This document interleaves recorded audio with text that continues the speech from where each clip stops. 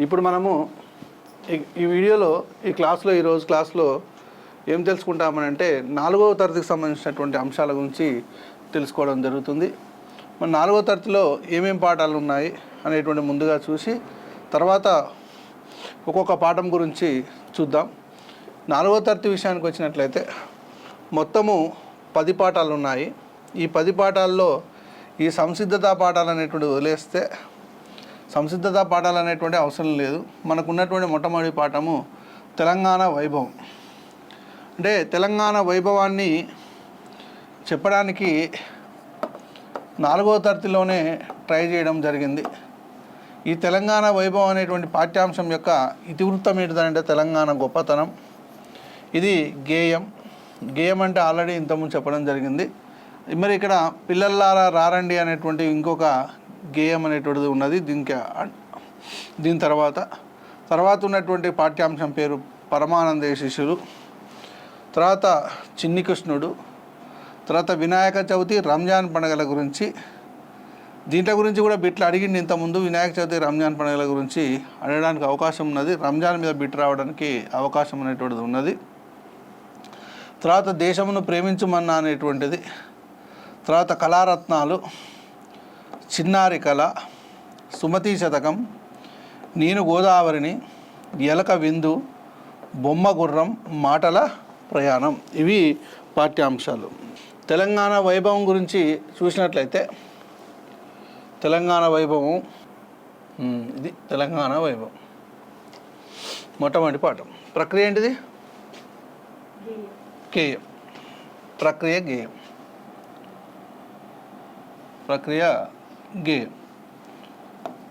ప్రక్రియ వచ్చేసి రైట్. ప్రక్రియ గేయం. మరి గేయం ఏంటిదో ఒకసారి చూసినట్లయితే తెలంగాణ గురించి ఇదంతా ఏముంది ఈ గేయంలో? మొట్టమొదటి పల్లవి ఏముందనంటే తీయతే నియ సోన నా తెలంగాణ, వీర చరితలకోన నా తెలంగాణ, తీయతే నియ సోన నా తెలంగాణ, వీర చరితలకోన నా తెలంగాణ, తరగలై గోదావరి తల స్నానమయ్యింది, నురగలై కృష్ణమ్మ నీ కాళ్ళు కడిగింది, తల్లిని కడుపులో తరగనన్ని కనులు, సింగరేణి సిరులు నల్ల బంగారు పొరలు, తీయతే నియ సోన నా తెలంగాణ, వీర చరితల కోన నా తెలంగాణ. తర్వాత చూడండి, పోతన కైతలో పొంగి పొరిలిన భక్తి, రుద్రమ్మ చాటింది నీ పరాక్రమ శక్తి, పాల్కురికి కవనాన దేశి పదముల బాట, పలుక బంగారమౌ రామదాసుని పాట, తీయతే నియ సోన నా తెలంగాణ, వీర చరితల కోన నా తెలంగాణ. తెలంగాణ వైభవం గురించి ఇది.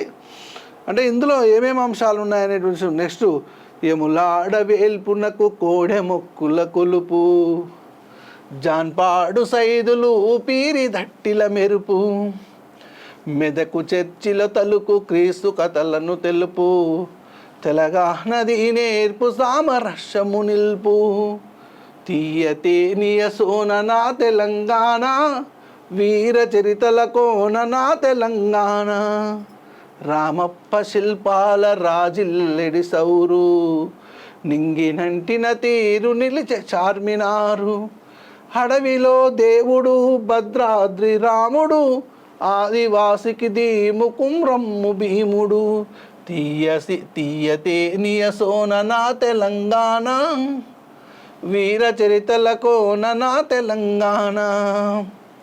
అంటే తెలంగాణ యొక్క గొప్పతనం. ఇక్కడ గోదావరి గురించి చెప్పిండు, కృష్ణమ్మ గురించి చెప్పిండు, సింగరేణి గురించి చెప్పిండు, పోతన గురించి చెప్పిండు, రుద్రమ్మ గురించి చెప్పిండు, పాలకురికి, రామదాసుడు, వీళ్ళంతా గొప్ప గొప్పలు ఉన్నారనే విషయాన్ని చెప్పుకుంటూ వస్తున్నాడు. ఇక మన దగ్గర చూడండి, ఎములాడ, జాన్పాడ్ ఏ జిల్లాలో ఉంటుంది? నల్లగొండ జిల్లాలో ఉంటుంది. నల్లగొండ కాదు, ప్రజెంట్ సూర్యాపేట జిల్లా నేరేడుచెర్ల మండలంలో జాన్పాడ్. నెక్స్ట్ మెదక్ చర్చి, రామప్ప, చార్మినారు, భద్రాద్రి, కొమ్రం భీం, ఇదంతా చూడండి. అందుకనే ఇక్కడ కొంచెం మ్యాటర్ ఇవ్వడం జరిగింది. ప్రక్రియ గేయము, ఇతివృత్తం తెలంగాణ గొప్పతనం. తెలంగాణ రాష్ట్రము ప్రకృతి వనరులకు, కవులకు, కళాకారులకు, త్యాగదనులకు, ఘనచరిత్రకు, చారిత్రక కట్టడాలకు నిలయమని తెలియపడమే ఈ పాఠం యొక్క ముఖ్యమైన ఉద్దేశం. గేయము తేనియ సోన నా తెలంగాణ, వీరచరిత్రలకోన నా తెలంగాణ. ఇది ఇక్కడ ఒకటే ఒక పాయింట్ మనకు తెలుసుకోవాల్సినటువంటిది. జాన్పహడు అని అన్నది పాత జిల్లాల ప్రకారం ఏమో నల్లగొండ జిల్లా, కొత్త జిల్లాల ప్రకారం ఏ జిల్లా అండి? సూర్యాపేట జిల్లా. సూర్యాపేట జిల్లా. ఇందులో ఏం లేదు ఇక్కడ, ఒకటే తెలంగాణ వైభవం గురించి అంతే ఇక్కడ. రైట్. నెక్స్ట్ చా జా రాలకు బదులుగా ఇప్పుడు చాజారాల అనే అక్షరాలు రాస్తున్నారంటే చాజారా అంటే ఏం లేదమ్మా ఇక్కడ ఈ చా ఇది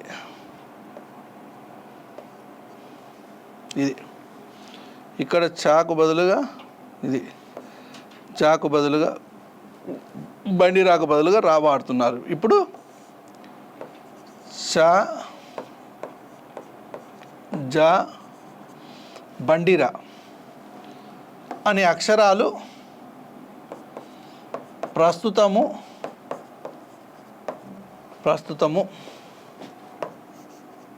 వాడుట లేదు. చా జా బండిరా అనే అక్షరాలు ప్రస్తుతము వాడటం లేదు. ఇదే గ్రామర్కు సంబంధించినటువంటి పాఠ్యాంశం. దీని తర్వాత ఉన్నది. ఓకేనా? తర్వాత చూసినట్లయితే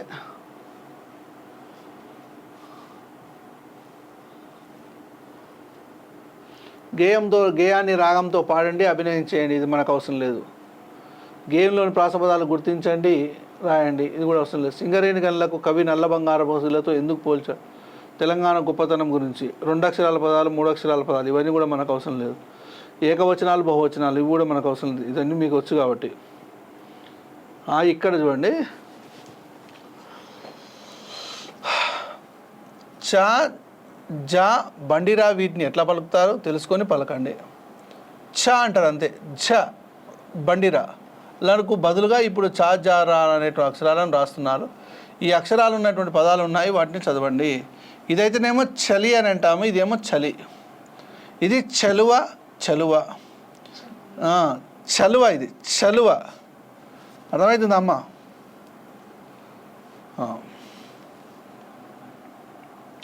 చలువ, చలువ. చన్నీళ్ళు, చన్నీళ్ళు. చందమామ, చందమామ. జల్లెడ, జల్లెడ. జంకు, జంకు. ఓకే, ఇవన్నీ మీకు తెలుసు. ఇక ఇది ఎట్లా చదువుతాము? రంపం. ఇది రంపం, రంపం. మామూలుగా రంపం. రంకే, రంకే. రెక్క, రెక్క. రొమ్ము, రొమ్ము. తేడా ఇది. ఇక చూడండి, తెలంగాణ రాష్ట్రము కవులకు, కళలకు ప్రసిద్ధి. పేరణి నృత్యం, మిమిక్రీ, ఒగ్గు కథ, యక్షగానము మొదలగు ఎన్నో జానపద కళలకు నిలయం. స్వామి రామానంద తీర్థ నిజామును ఎదిరించిన నారాయణరావు పవార్, మాజీ ప్రధాని పివి నరసింహారావు, సురవరం ప్రతాప్ రెడ్డి వాళ్ళు మన తెలంగాణ వారే. హిందూ, ముస్లిం, క్రిస్టియన్ మున్నగు మతాల వాళ్ళు ఇక్కడ కలిసిమెలిసి ఉంటున్నారు. మన తెలంగాణ రాష్ట్ర రాజధాని నగరమైన హైదరాబాదులో మార్వాడీలు, గుజరాతీలు, సిక్కులు, తమిళ్ వంటి వాళ్ళు ఎందరో నివసిస్తున్నారు. పై పేరాలోని అచ్చుహల్లతో మొదలయ్యేటువంటి పదాలు ద్విత్వాక్షర, సంయుక్తాక్షర పదాలు వెతికి కింది పట్టికలో రాయండి. అంటే ద్విత్వాక్షర పదాలు ఏమున్నాయి, సంయుక్తాక్షర పదాలు ఏమున్నాయి, హల్లుతో మొదలైనటువంటి పదాలు ఏమున్నాయి, అచ్చుతో మొదలైనటువంటి పదాలు ఏమున్నాయో ఇక్కడ చెప్పడం జరిగింది. ఇక్కడ సూక్తి ఏమిచ్చిందంటే అన్ని జాతుల మతముల వారు అన్నదమ్ముల వలె కలిసి మెలిసి ఉండాలనేటువంటిది సూక్తి. ఇది అవసరం లేదులేండి. ఓకేనా? రైట్. నెక్స్ట్ తర్వాత ఒక గేమ్ ఇచ్చిండు, పిల్లల్లారా రారండి అనేటువంటి గేమ్ ఇచ్చిండు. అన్ని మామూలుగా ఈ 3వ తరగతి, 4వ తరగతి, 5వ తరగతిలో మొత్తం ఏముంటాయంటే గేయాలు, నెక్స్ట్ పండుగలు, కథలు, కథానికలు, అవే ఎక్కువగా ఇందులో ఉంటాయి. మరి ఇక్కడ పిల్లల్లారా రారండి అనేటువంటి గేయం ఏంటంటే ఇది ఎవరు రాసిరు, మూలం ఏంటిదని అంటే ఎన్సీఆర్టీ పాఠ్యపుస్తకము. ఏంది, రారండి పిల్లల్లారా రారండి, మబ్బులనెక్కి వస్తున్న పడవలు చేయగరారండి, సముద్రాలను నింపుకొని మేఘాలల్లో దాచుకొని చిటపట చినుకుల రూపములో మురుపంగానే వస్తున్నా, ఆనందాలే హద్దులుగా ఆడుకుందాం రారండోయ్, కుండపోతగా కురుస్తూ వాగులు వంకలు దాటుతూ చెరువులు కుంటలు నింపుతూ మీ ఇళ్ళ ముంగిటకొస్తున్నా, రారండోయ్ రారండి పిల్లల్లారా రారండి, మబ్బులనెక్కి వస్తున్న పడవలు చేయగరారండి. ఈ పాటకు మూలం ఏంటి చెప్పండి అమ్మా, అది రాసుకోండి, ఈ పాయింట్ రాసుకోండి. రారండోయ్ రారండి పిల్లల్లారా రారండి అనే గేయానికి మూలము ఎన్సీఆర్టీ పాఠ్యపుస్తకం. రారండోయ్ రారండి పిల్లల్లారా రారండి, మబ్బులనికి వస్తున్న పడవలు చేయగ రారండి, ఎన్సీఆర్టీ పాఠ్యపుస్తకం. నెక్స్ట్ రెండోది పరమానందయ్య శిష్యులు, రెండో పాఠం పరమానందయ్య శిష్యులు. ఈ పరమానందయ్య శిష్యుల విషయానికి వచ్చినట్లయితే ప్రక్రియ కథ చెప్తుంటే నేను రాసేసుకుంటారుగా, రాయండి, ఈజీగా ఉంటుంది. ప్రక్రియ కథ, ఇతివృత్తము హాస్యం. పరమానందయ్యకు ఎంతమంది శిష్యులు అని అంటే 12 మంది శిష్యులు. వాగు నిద్రపోతున్నదో లేదో అని శిష్యులు పరిశీలించాలని అనుకున్నారు. పరిశీలించాలని అనుకున్నారు. పరమానంద శిష్యులు ఎవరు లెక్క పెట్టినా కానీ ఎంతమంది వచ్చేవాళ్ళు చెప్పండి? 11 ఎందుకు వచ్చారు? తనను తాను లెక్క పెట్టుకోకపోవడం వల్ల 11 మంది వచ్చారు అనమాట. అంటే ఇది అలా తెలివే లాంటిదో ఇక్కడ, అంటే దద్దమ్మలాగా ఉండొద్దు అని పిల్లలకు చెప్పడమే ఈ పాఠ్యాంశంకు సంబంధించినటువంటి అంశం అండి. దీంట్లో ఏమీ లేదు. నెక్స్ట్ తర్వాత ఒక కథ ఉంది, చిన్ని కృష్ణుడు అనేటువంటి కథ ఉంది. చిన్ని కృష్ణుడు అనేటువంటి కథ ఉంది. రైట్. ఈ చిన్ని కృష్ణుడు అనేటువంటి కథ ఇతివృత్తం ఏంటిదనంటే ఇతిహాసం. ఇతివృత్తం ఏం చెప్పండి? ఇతిహాసం. ఈ చిన్ని కృష్ణుడికి సంబంధించి చూసినట్లయితే ఇందులో ఏమిచ్చాడో ఒకసారి చూద్దాము. కంసుడు మహాక్రూరుడైనటువంటి రాక్షసుడు. కంసుని చెల్లెలు దేవకి. కంసుని చెల్లెలు దేవకి. రైట్. ఆమెకు వసుదేవునితో వివాహం జరిగింది. దేవకి భర్త వసుదేవుడు. దేవకి భర్త వసుదేవుడు. దేవకి వసుదేవుల 8వ సంతానము. దేవకి వసుదేవుల 8వ సంతానముగా పుట్టే బిడ్డ తనను తుదముట్టిస్తాడని తెలిసి కంసుడు వారిని కారాగారంలో బంధించాడు. ఎవరిని కారాగారంలో బంధించిండు? దేవకి వసుదేవులను. అంటే ఈ దేవకి వసుదేవుల యొక్క 8వ సంతానంగా పుట్టేటువంటి బిడ్డ ఎవరైతే ఉంటారో అతడు కంసుడిని తుదముత్తిస్తాడనే విషయం తెలిసి కంసుడు వారిని కారాగారంలో బంధిస్తాడు. ఎవరిని? దేవకి వసుదేవులను. రైట్. వారికి పుట్టినటువంటి బిడ్డలందరినీ హతమార్చాడు. కంసుని కారాగారంలో బందీలుగా ఉన్నటువంటి దేవకి వసుదేవులకు 8వ సంతానంగా ఎవరు జన్మిస్తారని అంటే కృష్ణుడు జన్మిస్తాడు. రాసుకోండి. దేవకి వసుదేవుల యొక్క 8వ సంతానము కృష్ణుడు. వసుదేవుడు ఆ పసివాన్ని చెరసాల నుండి తప్పించి కాపాడాలనుకుంటాడు. ఆ రాత్రికి రాత్రే గోకులంలో తన స్నేహితుడైనటువంటి నందగోపుడి ఇంటికి చేరుకున్నాడు. చడి చెప్పుడు చేయకుండా ఆ పసివాడిని నందగోపుడి యొక్క భార్య అయినటువంటి యశోద పక్కన పడుకోబెట్టాడు. ఆమె పక్కలో ఉన్నటువంటి ఆడపిల్లను తీసుకొని ఒడివడిగా చెరసాలకు చేరుకున్నాడు. దేవకి పక్కన పడుకోబెట్టాడు. తెల్లవారగానే ఆడశిశువు పుట్టిందని కంసుడు తెలుసుకున్నాడు. ఆ శిశువును చంపబోయాడు. అంతటా ఆ శిశువు, ఒరే మూర్ఖుడా, నీ పాలిట మృత్యువు మరొక చోట పెరుగుతున్నాడు అని చెప్పి మాయమైపోయింది.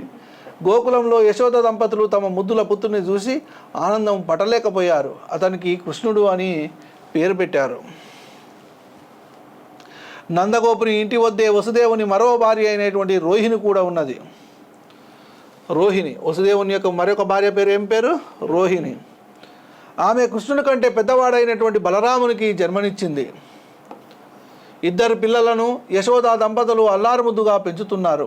కంసుడికి శ్రీకృష్ణుని గురించి తెలిసింది. చిన్ని కృష్ణుని సంహరించడానికి మొదట పూతన అను రాక్షసిని పంపించాడు. పూతన ఆ రాక్షసి అందమైన గోపిక రూపంతో గోకులానికి వెళ్ళింది. కృష్ణుడు పాలు తాగే నెపంతో ఆమె ప్రాణాలు పోయేలా గట్టి దెబ్బతీశాడు.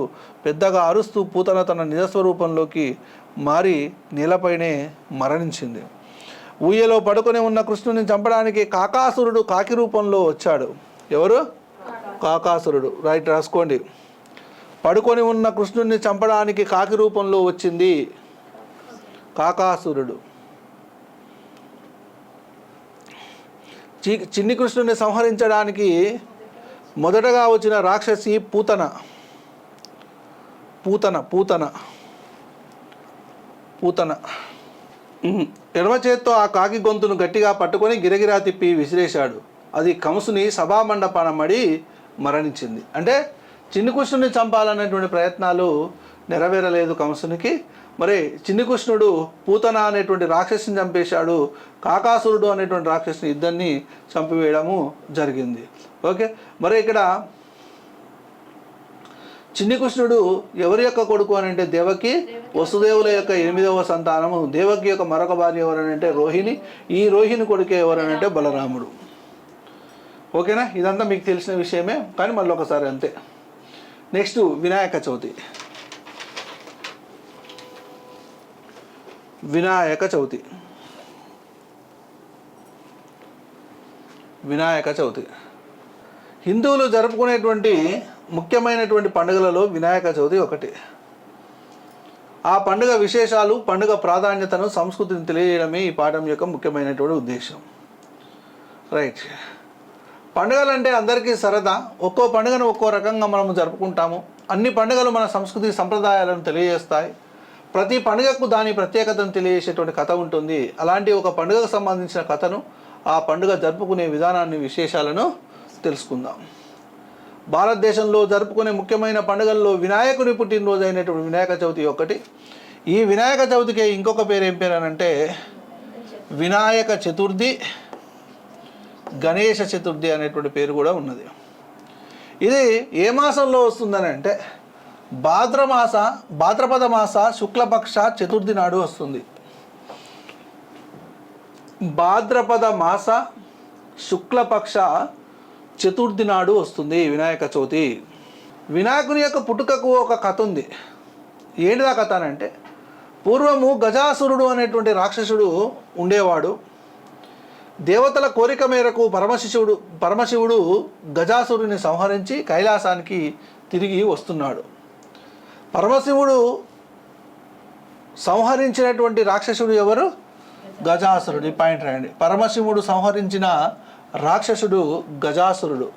గజాసురుడు అనేటువంటి రాక్షసుని సంహరించాడనేటువంటి విషయము ఎవరికి తెలుస్తుందని అంటే పార్వతీదేవికి తెలుస్తుంది. శివుడు వచ్చేలాగా స్నానం చేయాలనుకుంటుంది. తను స్నానం చేస్తున్నప్పుడు గుమ్మం దగ్గర కాపలాగా ఎవరినైనా ఉంచాలనుకుంటుంది. వెంటనే నలుగు పిండితోటి బాలుని బొమ్మ చేసి దానికి జీవం పోసింది. ఆ బాలుడు ఎంతో ముద్దుగా ఉన్నాడు. ఆ బాలుని ఎత్తుకొని పార్వతీదేవి కాసేపు ముద్దాడింది. పుత్ర, నేను స్నానం చేయడానికి వెళ్తున్నాను, ఎవరిని లోపలికి రానివ్వకుండా కాపలా ఉండు అని చెప్పి వెళ్ళింది పార్వతీదేవి. ఈ కథ తెలుసు మీకు. ఇది ఆ చిన్ని బాలుడు కాపలా కాస్తూ గుమ్మం దగ్గరే నిల్చున్నాడు. ఇంతలో పరమశివుడు వచ్చాడు. లోపలికి వెళ్ళబోతున్న పరమశివుణ్ణి ఆ బాలుడు అడ్డుకున్నాడు. తనను లోపలికి వెళ్ళనీయకుండా మొండిగా అడ్డుపడుతున్న బాలుని యొక్క తలను శివుడు నరికేశాడు. పార్వతీదేవి వచ్చి జరిగిన ఘోరాన్ని చూసి బోరుమని ఏడ్చింది. అసలు విషయం తెలుసుకున్న పరమశివుడు ప్రమద గణాలు తెచ్చిన ఏనుగు తనను బాలుని మొండానికి అతికించాడు. తిరిగి ప్రాణం పోశాడు. శివపార్వతులు ఆ బాలునికి గణేశుడు అని పేరు పెట్టారు. అల్లారు ముద్దుగా పెంచుకోసాగారు. గణేశుడు అనింద్యుడి అనేటువంటి ఎలకను వాహనంగా చేసుకుని కైలాసం అంతా ఆనందంగా తిరుగుతున్నాడు. గణేశుని యొక్క వాహనము పేరు అనింద్యుడు. గణేశుని యొక్క వాహనము పేరు అనింద్యుడు. ఓకేనా. కొంతకాలము తర్వాత శివపార్వతులకు మరో కుమారుడు కుమారస్వామి జన్మించాడు. కుమారస్వామి యొక్క వాహనము నెమలి. కుమారస్వామి వాహనము నెమలి. కుమారస్వామి వాహనము నెమలి. ఒక రోజున దేవతలంతా పరమశివుని దగ్గరికి వచ్చారు. మాకు ఒక నాయకుడు అవసరము, సూచించండి అని పరమశివుని కోరాడు. తన కుమారులలో ఒకరిని ఎంపిక చేయాలని పరమశివుడు అనుకున్నాడు. అందుకోసం వారిద్దరికి ఒక పరీక్ష పెట్టాడు. అందులో గెలిచిన వారు మానవుల సమస్యలను పరిష్కరించే గణనాయకుడు అవుతాడని చెప్పాడు. పిల్లల్ని పిలిచి ఇద్దరు వెళ్ళి ముల్లోకాల్లో ఉన్న అన్ని నదుల్లో స్నానం చేసి రావాలి. ఇలా చేసి ఎవరు ముందుగా తిరిగి వస్తారో అతనే గణనాయకుడు అవుతాడు అని పరమశివుడు తెలియజేశాడు. తండ్రి మాటలు పూర్తి కాకముందే కుమారస్వామి ఆతృతతో తన వాహనము ఎక్కాడు. ఆకాశంలో ఎగిరిపోయాడు. చిన్ని ఎలక వాహనము కలిగిన తను కుమారస్వామితో ఎలా పోటీ పాడాలనో అర్థం కాక గణేశుడు ఆలోచనలో పడ్డాడు. గణేశునికి ఒక ఉపాయం తట్టింది. వెంటనే నారాయణ జపం చేస్తూ శివపార్వతుల చుట్టూ భక్తితో 3 సార్లు ప్రదక్షిణం చేశాడు. అంతే, ముల్లోకాల్లో ఉన్న 3,50,00,000 నదుల్లో స్నానం చేసిన ఫలితము వచ్చేసింది. మెరుపు వేగంతో వెళ్ళిన కుమారస్వామి అలసి సొమ్మసిల్లి కైలాసానికి చేరుకున్నాడు. గణేశుడు అప్పటికే అక్కడ ఉండడం చూసి కుమారస్వామి అవాక్కాడాడు. నిజము తెలుసుకున్న కుమారస్వామి, సోదరాన్ని శక్తియుక్తులను నేను గ్రహించలేకపోయాను. సమస్యలను పరిష్కరించి విఘ్నరాజువు కాదగిన అర్హత కలవాడివి నువ్వే అని గణేశుని కౌగిలించుకున్నాడు. ఇలా వినాయకుడు గణనాయకుడు అయ్యాడు. ఆ రోజే గణేశ చతుర్థిగా ప్రసిద్ధి చెందింది. ఇది కూడా భాద్రపద మాసంలో శుక్లపక్ష చతుర్థి నాడే జరిగింది. గణేశుడు పుట్టింది అదే రోజు, గణనాయకుడు అయ్యింది కూడా అదే రోజు. అందుకే మన దేశంలో అందరూ వినాయక చవితి పండుగను ఎంతో విశేషంగా జరుపుకుంటారు. ఆ రోజు మట్టితో చేసిన వినాయకునికి విగ్రహానికి పూజలు చేయడం ఆచారమైంది. వినాయక చవితి రోజున పూలతో పాటు ప్రత్యేకంగా 21 రకాల ఆకులతో పూజిస్తారు. 21 రకాల ఆకులతో పూజిస్తారు. వినాయక చవితి రోజున పూలతో పాటు ప్రత్యేకంగా 21 రకాల ఆకులతో పూజ చేస్తారు. వినాయకునికి ఇష్టమైనటువంటి ఉండ్రాళ్ళు, లడ్డూలు, కుడుములు, పండ్లు నైవేద్యంగా సమర్పిస్తారు. గణపతి నవరాత్రి వేడుకలను గొప్పగా చేస్తారు. తర్వాత వినాయక విగ్రహాలను ఘనంగా ఊరేగిస్తారు. దగ్గరలోని సముద్రము, నది, చెరువు లేదా బావి నీటిలో నిమజ్జనం చేసి పండుగను ముగిస్తారు. మన రాష్ట్ర రాజధాని హైదరాబాదులో కూడా గణపతి ఉత్సవాలను భారీ ఎత్తున వేడుకగా జరుపుతారు. ఖైరతాబాద్లో ఏర్పాటు చేసే విగ్రహం భారీగా ఉంటుంది. 9 రోజులు పూజా కార్యక్రమాలు నిర్వహిస్తారు. వేలాది మంది పాల్గొంటారు. హైదరాబాదు నగరం విభిన్న మతాలకు, సంస్కృతులకు ముఖ్యమైనటువంటి కూడలు. హిందువులు జరుపుకునే వినాయక చవితి సంబరాల్లో ముస్లిం సోదరులు కూడా పాల్పంచుకుంటారు. నిమజ్జనోత్సవంలో మంచినీరు అందించడము, చల్వపందిళ్ల నిర్వహణలో ముస్లిం సోదరుల సహాయ సహకారాలు మరవరానివి. అదేవిధంగా రంజాన్ మాసంలో ముస్లింలు జరుపుకునే ఉత్సవాల్లో కూడా హిందువులు పాల్గొంటారు. ఇలా మనం జరుపుకునే పండుగలు జాతీయ సమైక్యతకు అద్దం పడతాయి.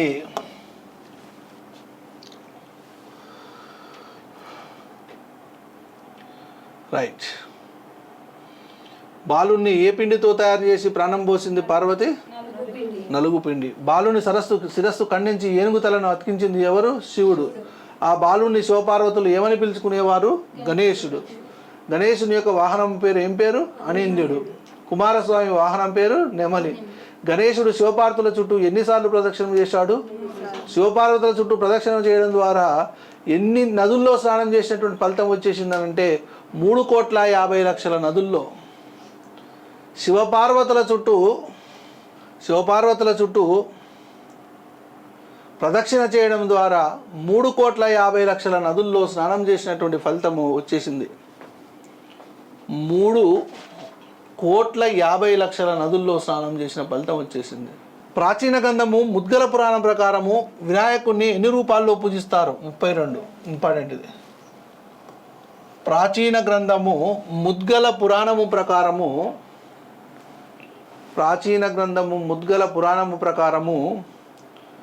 వినాయకుణ్ణి 32 రూపాలలో పూజిస్తారు. 32 రూపాలలో పూజిస్తారు.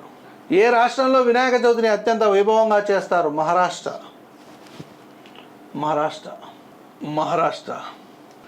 జాతీయ సమైక్యత కోసం వినాయక చవితిని జరిపిన ఘనత ఎవరిది? లోకమాన్య బాలగంగాధర్ తిలక్. జాతీయ సమైక్యత కోసము వినాయక చవితిని జరిపిన ఘనత ఎవరిది? లోకమాన్య బాలగంగాధర్ తిలక్.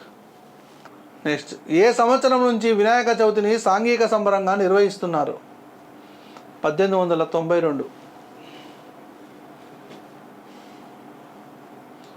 ఏ సంవత్సరం నుంచి వినాయక చవితిని సాంఘిక సంబరంగా నిర్వహిస్తున్నారు? 1892.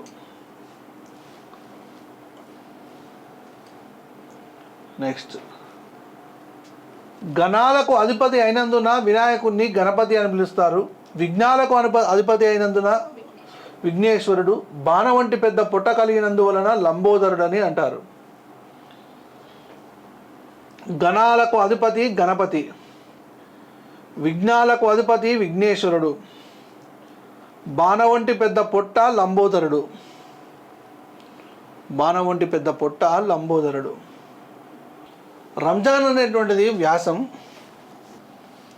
ముస్లింలు చేసుకునేటువంటి పండుగల్లో ముఖ్యమైన పవిత్రమైనటువంటి పండుగ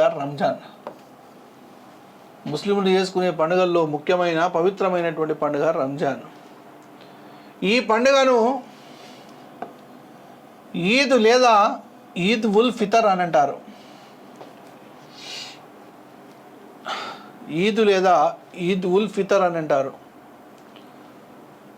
ముస్లింలు చేసుకునేటువంటి పండుగల్లో ముఖ్యమైనటువంటి పవిత్రమైనటువంటి పండుగ రంజాన్. ఈ పండుగను ఈద్ లేదా ఈద్ ఉల్ ఫితర్ అని అంటారు.